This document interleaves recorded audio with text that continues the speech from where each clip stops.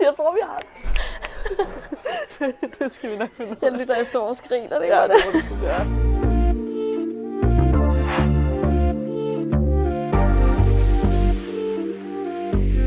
Altså, jeg føler lidt, at jeg kan sige hej Katte i dag på en helt anden måde, end jeg plejer at gøre. Fordi jeg plejer at gøre det for deres skyld. Nu gør jeg det lidt for vores skyld. Hej Katte. Lærke. Nå, jamen altså. Long time no see. Bogstaveligt talt. Ja, faktisk. Det her det blev et lidt anderledes afsnit. Og jeg ved ikke lige, hvordan man skal starte den. Jeg har det også lidt akavet. Jamen det er også fordi, jeg På en sådan og ikke samme vant tid. til at optage foran folk. Nej, og nu gør vi det. Men jeg føler sådan lidt, om 5 minutter, så har vi glemt det. Så snakker vi normalt igen, ikke? Ja. Lige nu, der tænker man bare lidt ekstra.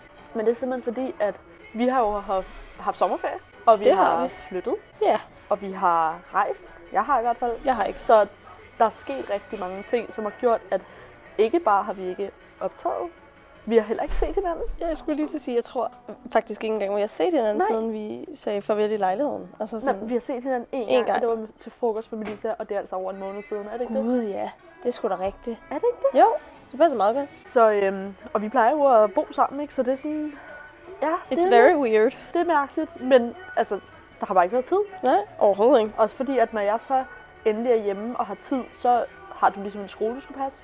Du har et arbejde, du skal passe. Så det er sådan, det har ikke været særlig convenient. Nej, gider du kan lade være? Ja, jeg synes heller ikke, det er helt fedt. Bo på Amager, altså. Ja, du kan da bare lade være at flytte til Glostrup.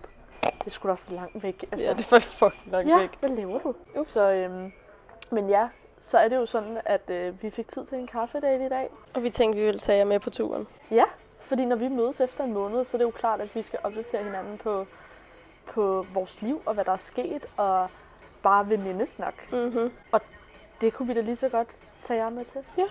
Altså, vi kunne også godt have gjort det hjemme hos en af os, men Det er bare ikke det samme. du er i flytterod, og jeg har stadig masser af ekko i min lejlighed, så jeg tror bare ikke, det vil være så convenient. Nej, men det er også det, sådan, jeg kan godt lide det der med, at i stedet for at vi to opdaterer hinanden, som vi plejer at gøre, når vi mødes, og så vi så efter der skal optage, så har vi ligesom snakket om det her. Så det er federe lige at tage mikrofonen på, og så tage jer med i den snak. Så kan I høre vores real Real, ja, vores real snak og vores real opdatering. Ja. Så ja, vi har købt kaffe.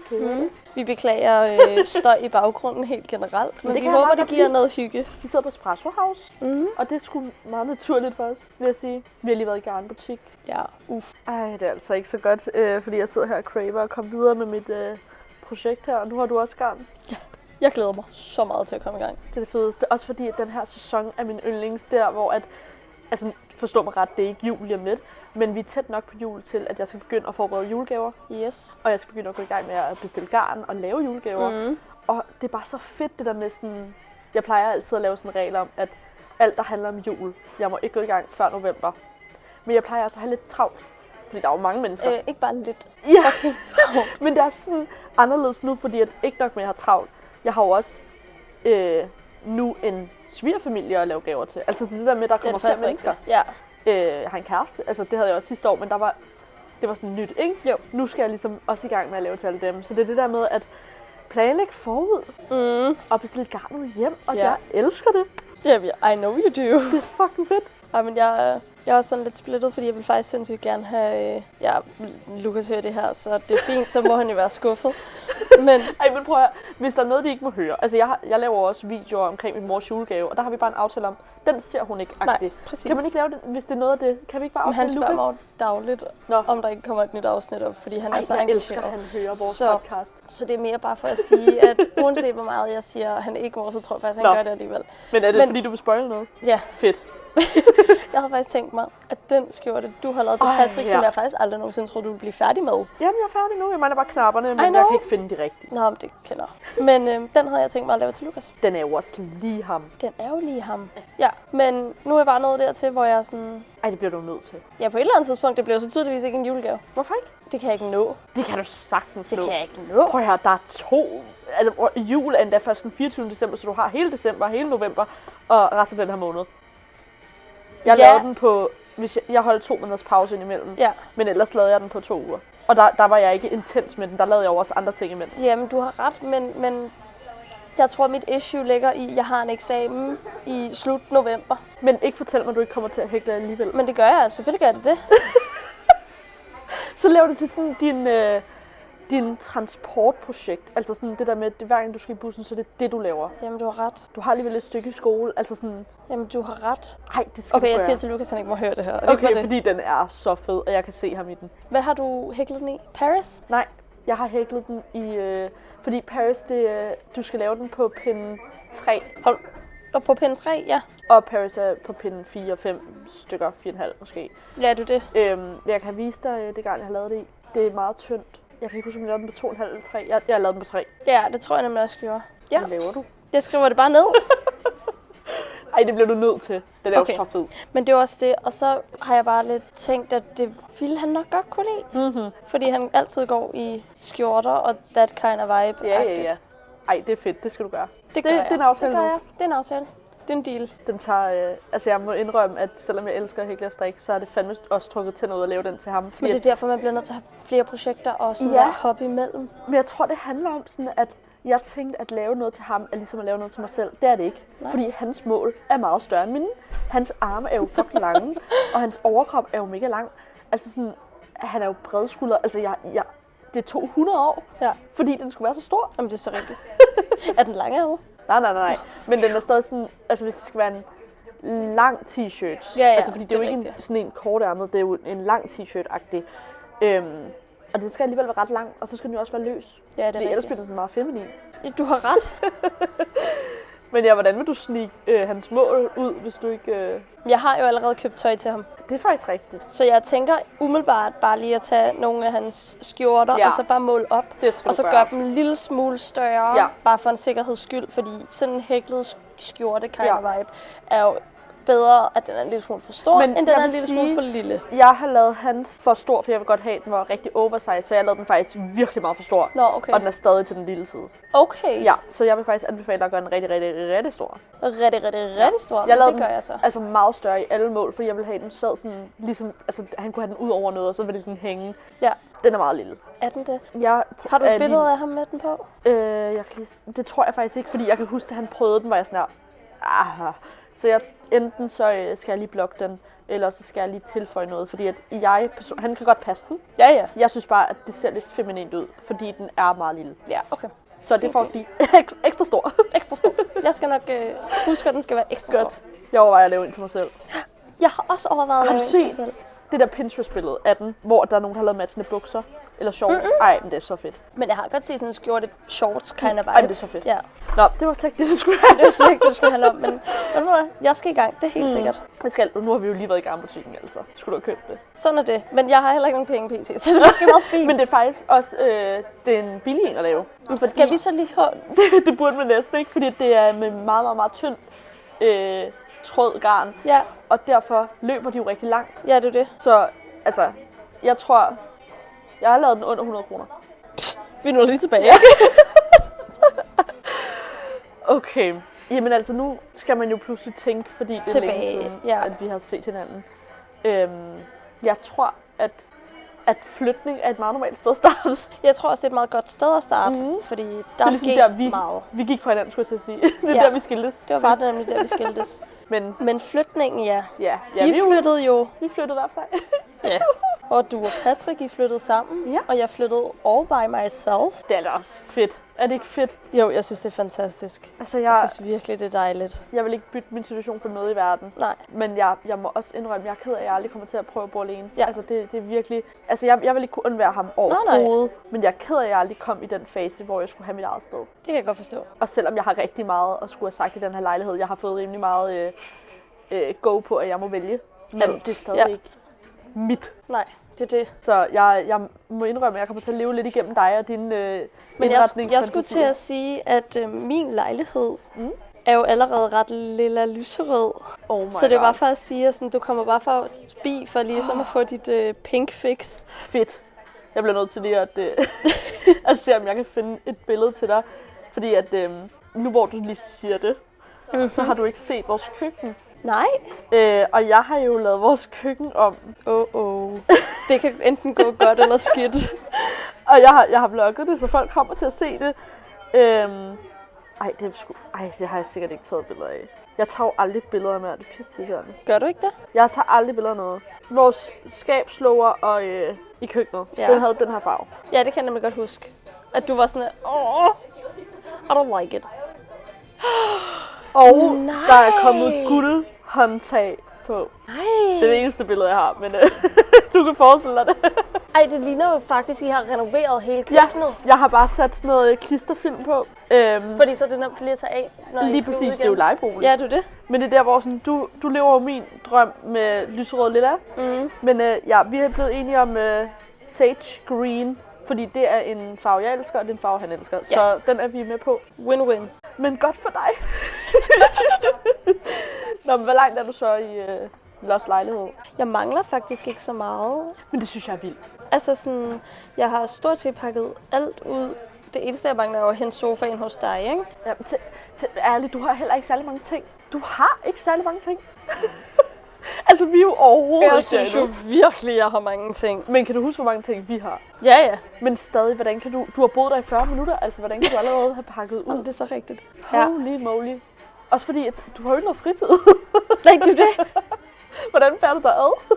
Men ligesom at du arbejder om natten, det er jeg begyndt at gøre. Ja, det kan jeg også noget. Jeg er bare mest produktiv om natten. Eller sen aften. Ja. Så sådan, det går være, at jeg ikke arbejder klokken 3 om natten, men jeg ligger i min seng klokken 12 måske, og jeg plejer at sove klokken 9, ikke? Ja, det kan jeg godt se. Så jeg sidder alle aftener, og så pakker jeg ud og rydder op og det fantastisk. Gør det hyggeligt. Også bare fordi, der er ikke nogen sådan, der du skal tage hensyn til. Præcis. Du kan ikke væk din mulige. Det er så rart. Ej, hvor må det være fantastisk. Jeg synes, det er fantastisk, at sådan, der er ikke nogen at tage hensyn til. Nej.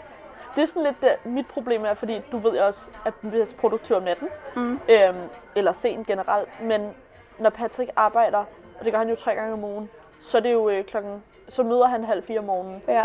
Og det vil sige, at han skal i seng klokken 7-8. Og der skal han sove. Så der kan jeg ikke trisse rundt og lave noget. Også fordi vi er meget sådan typerne, vi går i seng sammen. Ja. Så hvis han skal i seng der, skal jeg også i seng der. Så man får bare ikke udrettet lige så meget. Fordi altså, selvom jeg går tidligt i seng, står jeg jo ikke tidligt op. Det er jo en joke. Altså. Det er en joke. That is a lie. Ja, men det er virkelig dejligt for dig. Det er virkelig, virkelig dejligt, ja. Så langt er vi slet ikke. Nej. Og vi har boet der i meget længere tid end dig. Vi har boet der i 2 måneder nu, cirka. Ja. Og vi har stadig ikke pakket ud. Men vores problem er ligesom, at vi har rigtig mange ting, men ikke så meget opbevaring. Så vi kan ikke rigtig pakke ud. Okay, jeg skulle også til at sige, det er rigtigt, fordi I har ikke så mange steder at gøre af jeres ting. Jeg har rigtig mange steder at gøre af mine ting. Så ja. Du har sådan skabe og reoler og sådan lidt, ikke? Hvor vi har ikke noget af det. Og mit problem er, at jeg kan ikke finde ud af noget, jeg godt kunne tænke mig. Fordi at jeg vil ikke have noget for at have det. Jeg vil gerne have noget, der er praktisk og noget, der er flot. Og jeg kan bare ikke finde noget, der passer ind i vores lejlighed. Som jeg faktisk kan lide, og som er luftigt. Jeg går meget op i, sådan, at rummet ser stort og dejligt ud, og lidt åbent. Så jeg vil ikke have sådan en lukket skænk, eller et skab, der bare sådan er kedeligt. Jeg vil godt have noget flot, let luftigt. Og det kan man bare ikke finde. Men kunne man ikke finde sådan et vitrineskab-agtigt? Men jeg synes bare, at vitrineskab, det er ikke mig. Fordi at jeg har haft det før, og jeg kan ikke finde ud af at holde det pænt. Fordi hvad skulle jeg have i det vitrineskab? Det er jo det, der er problemet. Vitrineskab, det er flot, hvis du har sådan nogle glas i eller sådan noget. Vores ting er jo alt muligt lort. Så skal jeg kurve med lort i mit vitrineskab, og det ser jo ikke godt. Det ser jo ikke godt ud, nej. Det er du faktisk ret i. Så, hvad med den reol, du købte til den gamle lejlighed? Den store hvide, der står i hjørnet? Den har vi jo nu, men der kan ikke være meget på. Nej, men så kan du købe en ekstra. Ja. Og du kan også få dem i mindre. Jamen, jeg kan ikke få dem i smallere. Og det er vores problem, det er, at vores lejlighed er en hjørnelejlighed, men de har ikke lavet den som en hjørnelejlighed. De har ligesom lavet den rundt på en eller anden måde. Forstå mig ret. De sådan, kanterne er meget malplaceret. Ja. Så alle væggene er sådan lidt akavet. Så du kan ikke bare sætte noget, fordi hvis jeg sætter en reol i den dybde, så skal de stå ved en dør. Og så kan man ikke rigtig komme ind ad døren naturligt. Ja. Naturligt.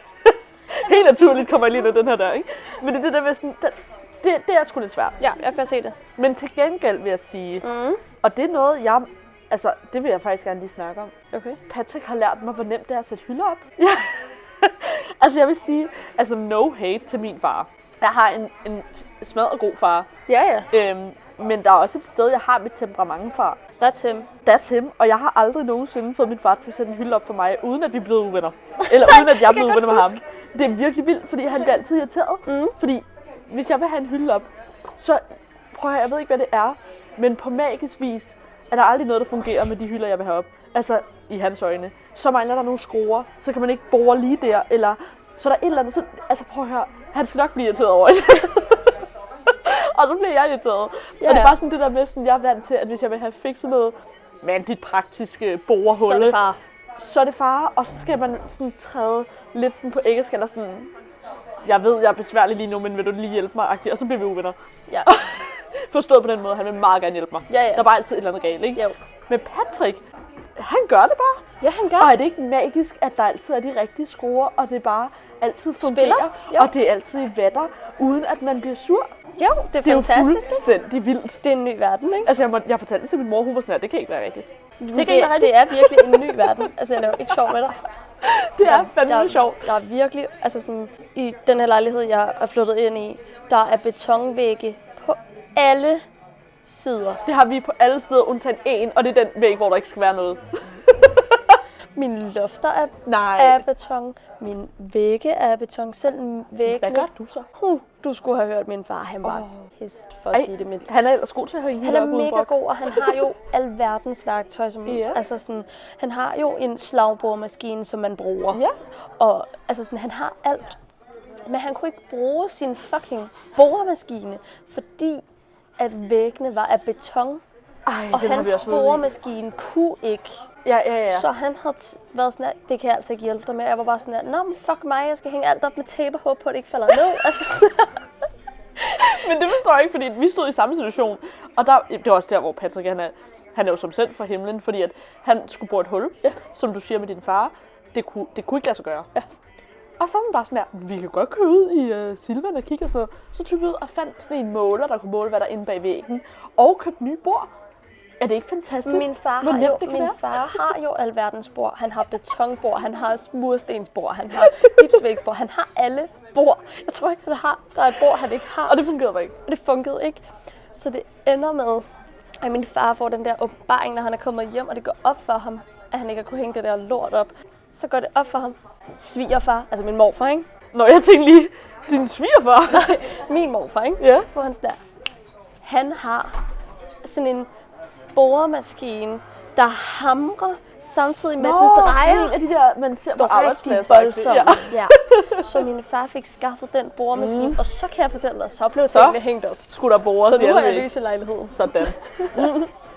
Det har vi stadig ikke.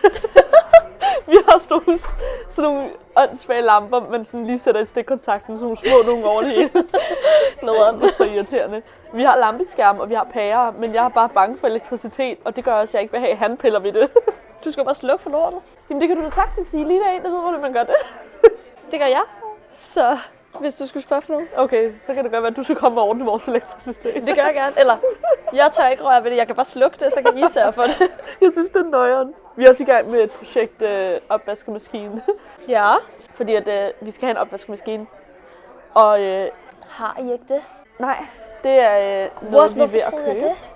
Fordi at vi har jo cirka samme lejlighed som mor, og hun har en, men hun har jo også selv skaffet den i den tid, ikke? Jo. Så vi vil nu at få den hjem, og så skal vi have installeret den, så vi også ligesom kan få det ordret. Det tror jeg vil give jer begge to sindssygt meget overskud. Yep. Også fordi at vi har ligesom halvt køkken i alle rum, så du kan hele tiden se køkkenet, og hvis du ruder, det magter man bare ikke. Nej. Men ja, nok om lejlighed. Der bliver brugt meget tid på det nu, og jeg har det med at prioritere at lave alt andet end det. Men jeg vil bare så gerne på plads. Ja. Kæft, for vil jeg gerne på plads. Det kan jeg virkelig godt forstå. Det er virkelig uoverskueligt. Og hold kæft, for har jeg meget garn. Altså det... Ej, men har du set, hvad jeg har gjort med det? Nej. Jeg har jo... Ej, men det er jo helt til grin. Det er jo helt til grin. Jeg startede med at fylde hele sofaen. Vi har jo sådan et opbevaringsrum under sofaen. Så fyldte jeg ligesom hele det. Men den blev så fyldt op af... stofgarn? Ja, men det svarer til cirka 1% af de flyttekasser, jeg havde med garn. Så fik jeg en kæmpe seng jo hjem. Og det var jo fantastisk, fordi den er 1,80 gange 2. Nej. 2,20 vel? 2,20 gange 2. Nej, det er også lige meget. Den er stor. Jeg ved det ikke. 1,80 gange 2,20, fordi så kan Patty lægge dig. Lige præcis. Og til det har vi fået lavet sådan nogle skuffer, som passer lige under. Så fik jeg fyldt dem. Stop! Det er ikke engang en kvart-del. Må jeg godt sige en ting? Ja. Fuck, det er satisfying. Ja, det er klart. Jeg havde det også godt med at lave det. Jeg kan godt lide det her område. Det er fedt. Ej. Men det er det der med sådan, så kan jeg ligesom trække dem ud, og så kan jeg se, hvad jeg har. Og så kan du være sådan, det vil jeg gerne bruge Det er nu. det. Ja. Jeg tænkte, der kan det hele sagtens være. Det er en kvart-del af mit garn. Så nu er jeg stadig sådan, jeg har også fyldt sofaen, jeg har fyldt det der og sådan nogle reoler. Og der er stadig mere, som bare er i papkasse, hvor jeg sådan, det ryger i kælderen. Altså helt ærligt, jeg ved ikke, hvad jeg skal gøre. Jeg drukner. Jeg drukner. Og jeg har ikke tænkt mig at skille mig af med det aldrig i livet. Nej. For jeg er også begyndt at blive god til at bruge det garn, jeg har. Hvis Er jeg du vil lave det? Ja, det er blevet rigtig god. Så er du god. Jeg har det også bare med at starte på 10 projekter. Ja, det er rigtigt. Men det er måske også meget godt, som vi lige snakkede om i julegaver. Ja. Så kan du hoppe lidt mellem de forskellige. Det. Så det var en meget god det. ting. Og jeg har virkelig også brug for at finde ud af, hvad jeg skal lave til folk i julegave. Ja, det kan jeg godt forstå. Altså, sidste år havde jeg det med at lave luffer til rigtig mange Ja, det så jeg. med deres initialer. Mega dejligt, men det gør også bare, at nu er jeg sådan, hvad skal det næste være? Ja. Altså også fordi, at jeg plejer at lave meget sådan, jeg finder én ting, og så laver jeg det på en speciel måde til dem alle sammen. Ja. Hvor at nu er jeg sådan lidt, okay, min mor vil godt have det her, så det laver jeg til hende. Min mormor vil kunne bruge det her, så det laver jeg til hende. Ja. Altså man skal sådan være kreativ på nye måder. Yes. Og det Er du ikke? Det er jeg, og jeg glæder mig, men det er det der med sådan lige at tage skridtet til det. Det forstår jeg godt. Det kan jeg virkelig godt forstå. Men jeg glæder mig. Og det er faktisk noget, det jeg glæder mig allermest til. Jeg har en pakke, der burde komme i morgen, så. Jeg prøver så at tænke over, hvad der er sket i mit liv. Når vi der ikke er mere på lejlighed og julegaver, så hvad der så er sket? Du har været ude at rejse en del. Ja, jeg har rejst en del, og det hold kæft, hvor er det forkælet at sige, at jeg er virkelig træt af at rejse. Altså sådan, Samtidig med, at du gerne vil fortsætte forstå med mig at ret, rejse. jeg vil rigtig gerne rejse igen. Altså jeg vil afsted i morgen, hvis jeg kunne. Jeg vil bare gerne springe rejsedelen over. Jeg vil meget gerne sidde i en flyver. Jeg synes, det er meget hyggeligt at rejse på den måde. Men at pakke, at skulle igennem security og stress igennem en lufthavn, fordi jeg er altid for en god tid, men jeg ender alligevel med at få pres. Og så det der med at skulle ud igen, vente på folk og finde transport. Nej, hvor gider jeg ikke. Det kan jeg godt forstå. Virkelig godt forstå. Men det er også fordi, jeg har det med, at når jeg rejser, for eksempel til Paris, det forstår mig ret, det er jo en arbejdstur. Så det kan godt være, at mit arbejde er meget nemt i situationstegn, og det er rigtig lækkert. Og det er selvfølgelig fantastisk at skulle til udlandet for at lave det, jeg laver i et par timer, og så bare have ferie resten af tiden. Det er ikke det, jeg siger. Jeg synes, det lyder meget forkælet, men forstå mig ret. Nej, det ikke lyder meget forkælet, men jeg kan godt forstå, du forstår min pointe. Du er der, fordi det er et work trip, og så kan man heller ikke lægge det helt fra sig. Du kan ikke helt slukke jeg kan for ikke lægge work. mine planer. Ja. Altså det er det der med, at jeg har det fint nok med den arbejdstur, for jeg elsker. Altså, forstå mig ret. Altså jeg vil virkelig ikke have, det lyder, som om jeg ikke sætter pris på det, for det gør jeg virkelig. Det handler bare om, at jeg vil ikke kalde det en ferie. For jeg lægger ikke de planer, jeg vil. Jeg står ikke op, når jeg vil stå op. Jeg står op, når jeg skal noget. Ja. Og det er sådan, jeg har bare brug for en ferie, hvor jeg ligger ved en pool. For det gør jeg jo heller ikke på arbejdstur. Det er mærkeligt at kalde en arbejdstur. Altså du ved, hvad jeg mener. Jeg forstår, hvad jeg det er det der med sådan, så er det ikke et varmt land, du tager til. Så det er et land, hvor du skal noget. Ja. Jeg trænger til at ligge i Grækenland ved en pool og hækle og ikke skue en fløjtende fis. ikke vel kaffen? Nej, det vil jeg ikke. Jeg bliver ked af det. Jeg vil bare gerne ligge der. Nej, det kan jeg godt forstå. Altså bare høre Mørkeland og ikke tage mig noget. Jeg har altså også undersøgt, fordi vi har jo snakket om latterligt mange gange, at vi skal ud og rejse. Ja. Og det er bare sindssygt svært, fordi jeg har min skole, og det. Jeg har virkelig siddet og været sådan, okay, hvornår kan jeg bare tage 4 dage ud af min kalender? Det er bare 4 dage, det hvor jeg ingenting jo i forhold til, altså det er en forlænget weekend. Præcis. Og jeg var bare sådan, please. Så er der en af mine studieveninder, som er i Paris lige nu, apropos. Fordi at vi er på samme hold, og vi skal først til noget obligatorisk på fredag. Så hun har kørt hele weekenden ned til Paris for at være der, for at køre hjem igen, så hun kan nå at komme til på fredag. Dedikation. Virkelig fucking dedikeret. Men jeg er bare sådan, undskyld. Nej, det er så fint, du. Det er fordi, jeg vil sparke til dig. Men jeg var bare sådan, hvorfor havde jeg ikke bare lige tænkt, at det var... Men på den anden side, så ville jeg jo være væk, hvis det var på det tidspunkt. Jeg er jo lige kommet hjem.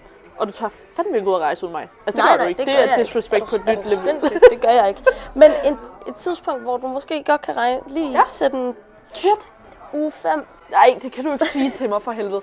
Giv mig en dato. Nej, men at det er jo i januar. Det er først i det nye år. Februar. Uge 5, 29. januar til 4. februar. Okay, fordi at umiddelbart, jeg skal på skiferie med min svigerfamilie. Ej, hvor hyggeligt. Fantastisk. Bortset fra, at jeg er skrækslagen for at stå på ski, så er det rigtig hyggeligt. Ej, hvor hyggeligt. Jeg ved det i starten af næste år. Jeg ved ikke, hvornår. Okay. Ja. Jeg ved, at vi har fået at vide, hvornår. Jeg har bare glemt det. Så jeg går hjem og undersøger det. Ja. Hvis det ikke er der, så tager vi afsted der. Ja, fordi jeg har fri. Det er min ferie mellem det her semester og det næste semester. Det er jo i uge 5. Ja. Medmindre jeg dumper og skal op igen, så har jeg ikke fri. Men Den tid, den sov, ja, ikke? præcis. Så holder jeg overlov. Ja. Så Men sådan har jeg det også. Prøv at høre. Du bliver nødt til, du bliver simpelthen nødt til at finde ud af, hvornår vi kan tage afsted i år. Fordi jeg er du sindssyg? Jeg vil afsted i år. Men jeg tror, du skal huske på nu. I will hold your hand now. Hvad vil du sige til mig, du skuffer mig lige nu? Jeg kan mærke det. Du skal huske på, at efter jul, så er jeg på 6. semester. Jeg skal skrive bachelor. Nej. Jeg kan holde ferie, når jeg har Nå, lyst. det var en god ting. Ja. Okay, det er fedt, men det gør vi også. Det gør vi også. Ja, fordi jeg har brug for, jeg kan mærke, at når jeg tænker tilbage på altså de bedste tider i mit liv, ikke? Ja. Så en af dem, det er Berlin. Altså sådan, Nej, men enig. forstå mig ret, det var så hyggeligt, det vi var afsted. Ja. Men når jeg tænker tilbage på det, var jeg sådan, okay, det var jo fantastisk. Fantastisk, ja. Det der med, det var julestemning. Vi var der sammen, vi kunne shoppe juleting, vi kunne gøre klar. Det var bare så hyggeligt. Vi tog bare langt bortestandsrejser til garnbutik. Altså sådan, Det var så fedt. Men jeg har tænkt på, fordi vi har også snakket om, at vi skal til Berlin i år. Ja. People didn't know that, men Det er fordi, vi var det sidste år, vi vil gerne gentage succesen. du vil gerne gentage succesen. Ej, vil du ikke det? Jeg vil rigtig gerne gentage succesen et andet sted. Men det vil jeg meget gerne. Grunden til, at jeg siger Berlin, det er fordi, at jeg tænker, det er nemmere for os at planlægge en tur så tæt på, når du går i skole. Men det var frem også for det, en rejse. fordi så tænkte jeg har tænkt lidt videre på din idé, uden at involvere Okay, dig. det er fantastisk. Lad mig høre. Så jeg har faktisk tænkt, at vi enten kunne tage... Jeg ved ikke, hvor meget julestemning der er der, men det var bare for at sige, sådan, så kommer vi et andet sted hen, Ja. men det er tæt på. Holland, Belgien, England, Ja. Irland, Skotland-agtigt. Okay, fordi Fordi jeg gider ikke det Norge lyder og Sverige, fantastisk. der har man Nej, noget så meget. ja, det er ikke? sådan lidt kedeligt, ikke? Det har du, fordi du er derfra, mand. Ja, ja. Præcis. Men jeg har sådan en ting med, at jeg vil tage alle steder hen. Ja. Fordi jeg vil bare gerne opleve noget, ikke? Men jeg har sådan en prioritet, der hedder, at hvis jeg har mulighed for at tage et sted hen, jeg ikke har været før, så er det min topprioritet. Helt sikkert. Det er også derfor, jeg gider ikke Berlin igen, fordi jeg vil Ja, gerne men hvis vi kan gøre noget andet. Det var Vi kan mest også tage din til skyld. Polen eller sådan et eller Det andet. kender jeg ikke så meget til, men det lyder hyggeligt. Det er bare Danmark, Tyskland, Polen. jeg har jo ikke? sådan en drøm om, at det skal være lidt varmt. Polen lyder koldt. Men det vil Berlin skulle da også være. Jamen, ja, men det er jo fordi, det var så hyggeligt. Det er okay. Min pointe er, at Men jeg har heller ikke rigtig lyst til at tage til Polen, fordi det er nabolandet til Ukraine. Nej, tak. Så jeg var sådan, Jeg tror, de holder mig på min bane her. Jeg tænker, at jeg har været i England, men der elsker jeg, så det vil jeg meget gerne igen. Jeg har aldrig været i Irland. Men jeg tænkte sådan der Irland, Belgien har jeg Skotland, heller aldrig fordi været. så, Skotland vil jeg også. fordi så kommer vi derop af. Vi får måske sådan en countryside kind of Countryside. vibe. Countryside. Jeg vil tage lidt the movie, hvor vi skal sådan ud og ride og sådan noget. Ja.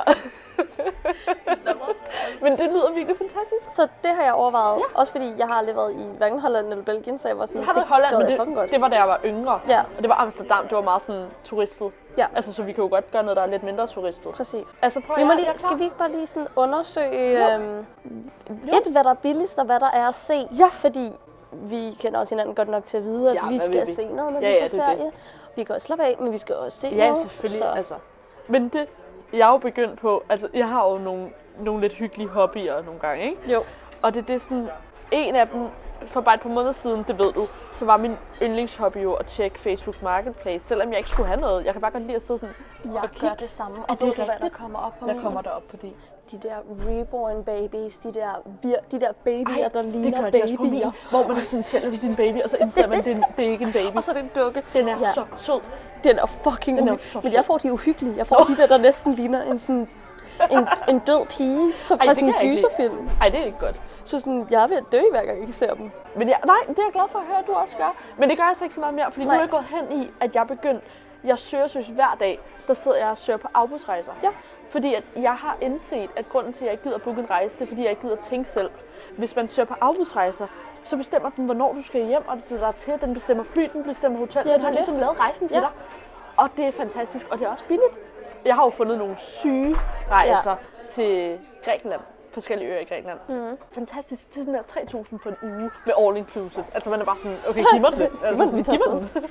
Og hvad altså? Ja. Men jamen, jeg kan jo begynde at søge lidt på Amsterdam og Irland og England og alle de der... Ikke Amsterdam, Holland. Altså alle de der Nå, vi har gode. Og Irland og Skotland. Og, alle de der gode nogen, ikke? Jeg har også en anden tanke. Jeg har faktisk heller ikke delt den her med nogen. Jeg har faktisk tænkt, at vi skulle tage på en dobbeltdates-tur. Det har jeg jo villet så længe. Jeg har bare været... Den eneste grund til, at jeg ikke har sagt noget, det er, fordi jeg ved, at Lukas er fucking travlt. Altså, jeg ved også, du er travlt. Ja. Men Lukas er lidt mere uforudsigeligt travlt. Ja. Fordi han spiller forskellige steder, ikke? Præcis. Så jeg har været sådan, det kommer ikke til at kunne lade sig gøre. Men det er jo drømmen. Det er jo virkelig drømmen. Men jeg havde lidt tænkt, fordi jeg ved, at Lukas er svært ved at tage flere dage, altså sådan en uge ud af sin kalender. Det er han sindssygt svært ved. Så jeg var sådan der, lad os tage 3-4 dage. Ja. Og så havde jeg tænkt, og jeg ved godt, det er så original. Jeg er ligeglad. Men jeg var sådan der, tag sådan en mini-cruise på Oslofærgen. Jeg har altid drømt om at prøve Oslofærgen. Ej, undskyld, jeg elsker Oslofærgen. Det er det fedeste sted, jeg nogensinde... Mig og Patrick har overvejet at gøre det sammen. Lave sådan en 4-mandstur. Ja, kunne det ikke være fucking hyggeligt? Ej, det vil jeg gerne. Fordi så skal man, jeg har jo booket det så mange gange. Vi har også snakket om det før. Ja. Men det der mini-cruise, det fede ved det, synes jeg, er, at du tager med færgen og er deroppe, og så har du bare en hel dag i Oslo, og så tager du hjem samme dag. Nå, det var en kort tur. Ja, i Oslo, men det tager jo 3 dage. Det vidste jeg ikke. Du sejler klokken 3, hvis vi siger fredag. Hyggeligt. Du sejler klokken 3 fredag, er der klokken 10 lørdag, så skal du skal af færgen, og så hygger du i Oslo. Og så har du mulighed for at stige ombord på færgen igen klokken 3 lørdag, så du har 5 timer ish. Og så er du hjemme i Danmark klokken 10 søndag. Det er jo så hyggeligt. Ja. Det var sindssygt. Jeg synes jo personligt, at man ser ikke så meget Oslo. Eller sådan, men det har jeg ikke brug for. Men turen på Oslofærgen er bare fucking hyggelig. Det er også det, der sker altid nye aktiviteter, og Ej, det vil jeg virkelig elske. Det kan være, at vi skal undersøge det, fordi det vil være så hyggeligt. Ja. Det kan være, at vi skal, Sidik skal høre det her, og så prøve at finde ud af, at det måske kunne være en julegave. At vi sådan booker en tur. Vi holder lige hånden igen. Har du fået mindre hænder siden sidst? Han er mener det kunne det være så fedt. Lad os kigge på dine hænder. Kunne det ikke være hyggeligt, hvis vi bookede sådan en tur? Fedt. Og så lavede vi sådan en fælles ekstra julegave til dem, hvor vi skal på Oslofærgen. Fuck, hvor kunne det være grineren. Det skal vi lige undersøge. Det synes jeg lige, vi skal undersøge. De får ikke lov til at høre det her. Nej, jeg ved, Patrick ikke gør det, hvis jeg siger det. Så er det bare, om Lukas skal holde det. Men det kan han ikke. Det ved jeg, han ikke så skal han bare lade, som om han ikke ved det. Altså, vær lidt overrasket og glad. Vær lidt overrasket alligevel. Nej, det er men jeg tror, han får dårlig samvittighed, hvis han først hører det, og har så gået imod, at jeg har sagt det. Ikke? Men det er lige meget. Du må bare sige det til ham, så er det hans eget valg, om han vil skuffe dig, eller hvad han vil, ikke? Jo, præcis. Fedt, der lige et spejl der, og så kan se mit bums. For helvede, den skulle ikke have rørt det. Nu tjekker jeg her. Ej, hvor er det trist, jeg bare ikke har tjekket min telefon i en time, så der ikke sker noget. Wait. Fedt. Hvad der ellers sket i vores jeg prøver også at tænke. Altså, jeg har jo blevet færdig med praktik. Det er jo også til det nye. Jeg er jo ikke i praktik lige pt. Hvad laver du så? Forstå mig ret. Jeg går i skole. Altså hver dag, eller hvad? Ja, stort set. Jeg har faktisk ikke rigtig været i skole, siden jeg starter. Det er så typisk, men der er bare sådan, så kunne vi ved rejse for helvede. Kan du stadig tage det online? Ja, det er derfor, jeg stort set ikke har været i skole. Hvorfor er det, at vi så ikke tager ud og rejser, så du kan gå i skole? Jeg har en obligatorisk dag om ugen. En om ugen? En om ugen. Så kan vi jo godt tage den. Men vi skal gøre det et tidspunkt, hvor jeg heller ikke er på arbejde, for jeg bliver nødt til at have mine penge jo. Nå ja. Penge. Også det. Det er også sådan noget, man skal. Ja. Men jeg føler, det kommer til at ende ud i sådan en situation, hvor du bare skal sige til mig, hvis du en dag sådan, fra i morgen af har 4 dage. Fordi jeg kan altid. Ja, jeg har ikke nogen planer for helvede. Nej, men det er rigtigt. Så. Jeg skal nok lige gå hjem og kigge min kalender igen. Mangler vi noget? Ej. Hvad? Det var ikke så meget, fordi de skulle høre det. Nå. Men jeg vil bare gerne blære mig lidt mere. Fordi jeg lige kort nævnte for dig, at jeg har dissekeret et hjerte og en nyre. Det er jo så spændende. Så jeg var bare lige sådan, nu vil jeg gerne blære mig, fordi det er meget sjældent, jeg kan blære mig til nogen. Fordi jeg skrev til Lue, min veninde, og var sådan der, du skal høre noget vildt. Jeg skal sende dig billeder, fordi hun vil gerne ind på det museum, hvor der er sådan hjerte på glas. Ja, altså jeg forstår. Udstillingshjerter. Ja, lige præcis, ikke? Jeg kan ikke huske, hvad det hedder. Men okay, det skal lige siges, Kat er ved at uddanne sig til sygeplejerske, hvis I ikke ved det. Det er ikke sådan noget, hun gør. Det er bare sådan noget, jeg gør med fritid. Jeg har bare lige sådan købt en helt pattegris. Altså. Jeg er også glad for, at du lige nævnte, det var en gris, for jeg var da sådan lidt, hvor kommer de der indvold fra? Gris. Ja, fedt. Men jeg skrev til hende og var sådan der, du skal se det her. Og så var jeg sådan der, vent, vil du ikke sige til mig, at jeg godt må sende det til dig? Fordi jeg har gjort det her, og så var hun helt ud af det. Helt op at køre og var glad og sendte billeder og alt muligt. Men da jeg sagde det til Lukas, der var han sådan der, Jeg vil du ikke sende de mindst klamme billeder? Jeg synes, det er mega spændende. Der er jo ikke noget billede, der ikke er en lille smule klamt. Det er et åbent hjerte. Det er jo et hjerte. Altså sådan, det kan jeg godt se. Så jeg har bare været sådan helt op og køre. Hvad gør man, når du åbner det, og så kigger du? Ja, de har sådan step by step, fordi du får et hjerte i hånden for ligesom at sådan se, hvordan det ser ud. Er det fordi, du skal forstå hjertet, eller er det fordi, du skal ikke lære noget? Man laver også noget af at forstå hjertet. Det er for at forstå hjertet, fordi grisens hjerte er det, der minder mest om vores, jo, ikke? Ja. Så det er jo for at vende og dreje det og have det i hånden og se alle de der fagbegreber og bla bla bla, ikke? Og så skærer du det op, og så kan du ligesom bare se det indvendigt. Det er bare så fedt. Ej, det er spændende. Det var så fedt, og det var jo ingenting. Jeg kunne have taget det med hjem for at udstille det på min hylde. Altså sådan, jeg var virkelig sådan her, jeg vil have det. Så var vi inde og dissekere nyrer, og de lugter. Det er jo klart, fordi det er jo der, man producerer urin. Ja. Så de lugtede jo, og jeg kunne overhovedet ikke lugte noget. Jeg sad med den helt op i ansigtet, det var mig, der skar, fordi alle de stod, og jeg skulle ikke til at sige, at de tædede sammen, men de stod alle sammen og var sådan, det lugter. Det er lidt at tæse sig, når det er det, de laver, lidt sådan brækfornemmelse, hvor jeg var sådan, det er jo lidt unødvendigt. Du ved, hvad du kommer på den anden side. Du ved, at det er den nye producerer urin, så måske kommer det til at lugte urin. Jeg har det også bare sådan, jeg tror, det er noget af det mindste, du skal ud for. Så jeg har det bare sådan, allerede der bliver du nødt til lige at have lidt is i maven og øve dig på, fordi du kan ikke stå foran en patient i nogle tilfælde og sige, føj. Så jeg kan godt forstå, at det kan være meget, men jeg kan også godt forstå det. Der må jeg sige, der bliver du nødt til lige at tage bukserne på, og så bare gå ud og tage en pause, hvis du har brug for det. Præcis. Men ikke forstå mig ret skab dig. Jeg kan godt forstå, at det kan være hårdt for nogen, men kom nu, ind i kampen. Jamen, jeg er helt enig. Så jeg sad jo bare med den der nyre og skar løs, og skulle til at sige tegnet, det gjorde jeg jo ikke, men jeg skar løs, og det endte med, at jeg havde sådan en nyre delt i sådan der 10 dele, fordi jeg var altså, tit får du også lige muligheden for det. Aldrig jo. Så er det da bare lige at udnytte situationen og se, hvad du skal se. Præcis. Så det vil jeg bare lige blære mig med og sige, fuck, hvor det nice. Ja. Altså, det kan jeg godt stå. Ja. Der har jeg også altid været sådan lidt, når man ser i de der high school film, at de skal have en frø og sådan noget, ikke? Så man sådan, men fuck, jeg har altid gerne vil prøve det. Altså, fordi at der er jo ikke nogen anden given situation, hvor jeg er sådan, jeg skal lige den her frø op-agtigt. Nej. Så, men det er jo spændende, det er jo anatomi. Det er jo det. Det kan godt være, at det ikke er mit fagområde, men det er stadig spændende. Alligevel fucking spændende. Ja. Men det er jeg glad for på din vej. Ja, også mig. Men jeg tror faktisk ikke, der er sket så meget mere. Ja, det er jo bare hverdagen, der bare lige har taget os med storm, uden at vi egentlig lige var klar på det, tror jeg. Det er jo det. For at være helt ærlig. Og så en flytning oveni, ikke? Ja. Altså man må bare indrømme, at sommerferie og flytning og arbejde og skole, det gør jo bare, at man automatisk kommer ind i en rytme, der hedder, at jeg har fucking travlt, ikke? Præcis. Men jeg tænker også, at nu er sommerferien slut, og vi går ind i den her dejlige hyggeperiode. Og det er også oplagt, at vi nu er mere på plads, og så kan vi komme ind i vores rutine igen, ikke? Præcis. Så jeg tænker, at nu hvor at vi har haft en pause, så har vi jo også lagt hele den her podcast til sådan hvile lidt, ikke? Og det gør også, jeg ved ikke med dig, men jeg har ikke nogen idé om, hvad vi skal snakke om. Og det er også derfor, jeg tænker lidt, at det kunne være oplagt. Vi finder lige noten frem. Ja, du har en note, men jeg tænker bare, det kunne være dejligt at lave nogle afsnit, der ligesom relaterer sig til den periode, vi er i. Ja. Fordi det giver ikke nogen mening for os at snakke om efterskolestart lige nu. Altså giver det mening? Ja. Så det der med måske at høre, om der er nogen, der har idéer til i den her tid.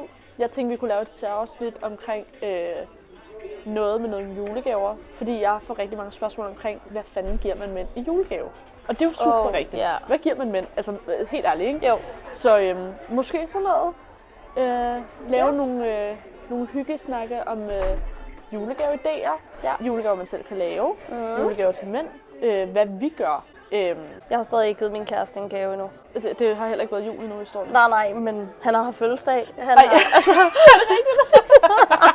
jeg tænkte bare sådan, jeg har da heller ikke givet Patrick noget i år. Men jeg vil tage hans fødselsdag. Jeg forstår, hvad du siger. Ja.